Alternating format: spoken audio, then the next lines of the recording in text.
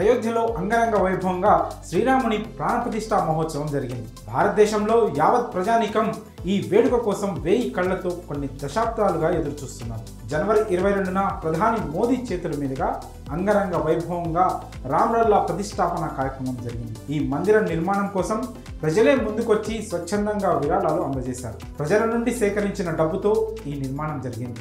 7 దశాబ్దాల వివాదాన్ని, ఓ సున్నితమైన అంశాన్ని సుప్రీంకోర్టు ఓ కొలిక్కి తేవడంతో అయోధ్య రామ మందిర నిర్మాణం సాఫీగా సాగింది. శ్రీరాముని మందిర నిర్మాణం కోసం 2021 జనవరి 14వ తేదీన విరాళ కార్యక్రమం చేపట్టి కేవలం 45 రోజుల పాటు ఈ ప్రక్రియను కొనసాగించింది రామ జన్మభూమి తీర్థక్షేత్ర. అదే ఏడాది ఫిబ్రవరి 27తో ఈ విరాళాల సేకరణ ప్రక్రియ ముగిసింది. మొత్తంగా 3500 కోట్ల రూపాయల విరాళాలు అందాయి. 10 కోట్ల మందికి పైగా విరాళాలు అందించారు.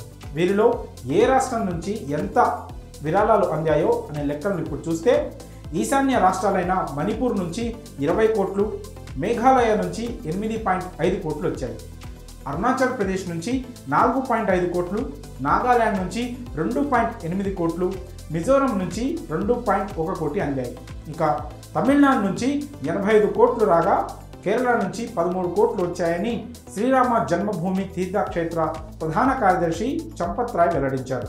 మాజీ రాష్ట్రపతి రామ్నాథ్ కోవింద్ 5,100,000 రూపాయలు అందించారు.